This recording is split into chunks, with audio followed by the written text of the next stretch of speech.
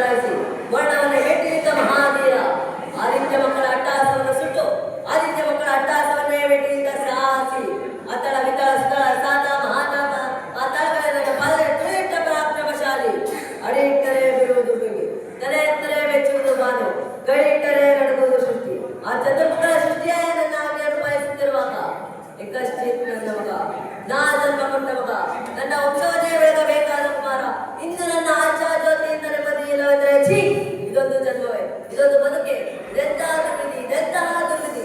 ನಾನೇ ಸರ್ವಶಕ್ತಿಯನ್ನು ಇಟ್ಟುಕೊಂಡರೆ ಅದ್ಯಾವ ಶಕ್ತಿ ನನ್ನ ಎದುರು ಕಾಡುತ್ತದೆ? ಅದ್ಯಾವ ಶಕ್ತಿ ಬುದ್ಧನನ್ನೇ ಶತ್ರುವನ್ನಾಗಿ ಮಾಡಿದೆ? ಅವನೇ ಆನಂದ ಕುಲವರಿಯಾದ ಹರಿಯೇ ಇದಕ್ಕೆಲ್ಲ ಕಾರಣ. ಎಲ್ಲಿರುವೆ ಹರಿ, ಕಪಟಿ, ವಂಚಕಿ, ನನ್ನ ಮಗನ ಅಂತರಾಳಕ್ಕೆ ಹೋಗ್ಬಿಟ್ಟು ಬಲವಂತತೆ ಆಡಿಸುತ್ತಿರುವ ನೀವೇ ಪೌರುಷರಿದ್ದರೆ ಪೌರುಷೋತ್ತಮೆ ಆಗಿದ್ದರೆ ನನ್ನಂತ ಗಂಡೋಲಿ ಆಗಿದ್ದರೆ ಬಾ ಒಂದು ನನಯ ಎದುರಿಗೆ ನೀನು ನಿನ್ನ ಉಡವನ್ನು ಸೀರಿ ಗರುಡಗಳ ಮಾಲೆ ಧರಿಸುತ್ತಿದ್ದರೆ ನಾನು ಹಿರಣ್ಯಕಶಿಪುವೇ ಅಲ್ಲ.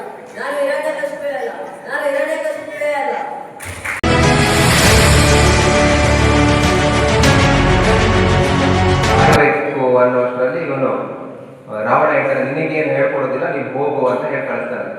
ಬಂದು ರಾಮನ ಹತ್ರ ಹೇಳ್ತಾನಂತೆ ಲಕ್ಷ್ಮಣ, ನಾನು ಹೋಗಿ ಕೇಳಿದೆ, ಅವನೇನು ಹೇಳ್ಕೊಡೋದಿಲ್ಲ ಅಂತ ಹೇಳ್ದ ಅಂತ ಹೇಳಿ. ಅದಕ್ಕೆ ನೀನು ಹೋಗಿ ಎಲ್ಲಿ ನಿಂತೆ ಅಂತ ಕೇಳ್ತಾನೆ ರಾಮ ಲಕ್ಷ್ಮಣಕ್ಕೆ. ನಾನು ಅವನ ತಲೆ ಹತ್ರ ನಿಂತೆ ಅಂತ ಹೇಳಿ ಹೇಳ್ತಾನೆ. ತಲೆ ಹತ್ರ ನಿಲ್ಬೇಡ, ಕಾಲ ಹತ್ರ ನಿಂತ್ಕೋ, ನಿನಗೇನು ಬೇಕು ಅದನ್ನ ದಾರಿ ಎಳಿತೀನಿ ಅಂತ. ಹೋಗಿ ಲಕ್ಷ್ಮಣ ಇನ್ನೊಂದು ಸರಿ ಹೋಗಿ ರಾವಣನ ಹತ್ರ ಕಾಲ ಹತ್ರ ನಿಂತ್ಕೊಂಡು, ನಿನ್ನ ಹತ್ರ ಒಳ್ಳೆ ಒಳ್ಳೆ ವಿದ್ಯೆಗಳಿದಾವಲ್ಲ ಅದನ್ನ ನನಗೆ ಹೇಳ್ಕೊಡುವ ಅಂತ ಹೇಳ್ತಾನೆ. ಆವಾಗ ಅವನ ಹತ್ರ ಏನು ಒಳ್ಳೆ ಗುಣಗಳಿದ್ವೋ, ಏನು ಒಳ್ಳೆ ವಿದ್ಯೆಗಳಿದ್ವೋ ಅದನ್ನೆಲ್ಲದೂ ಸಹ ರಾವಣ ಲಕ್ಷ್ಮಣಗೆ ದಾರಿ ಎಳಿತಾನೆ.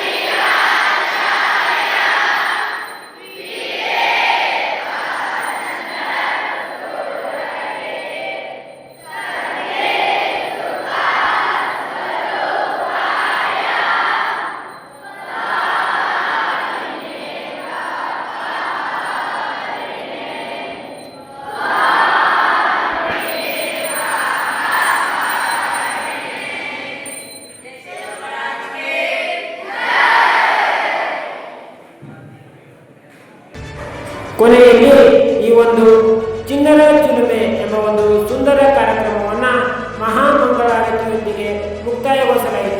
ಈ ಒಂದು ವಿಡಿಯೋವನ್ನು ವೀಕ್ಷಿಸಿದ ನಮಗೆಲ್ಲರಿಗೂ ತುಂಬ ಹೃದಯದ ಧನ್ಯವಾದಗಳು. ಜೈ ಹಿಂದ್, ಜೈ ಕರ್ನಾಟಕ.